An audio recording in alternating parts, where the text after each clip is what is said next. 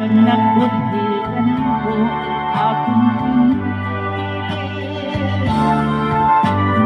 Doon sa tindok ka sa ilog ng ato'y nalaman, ng ato'y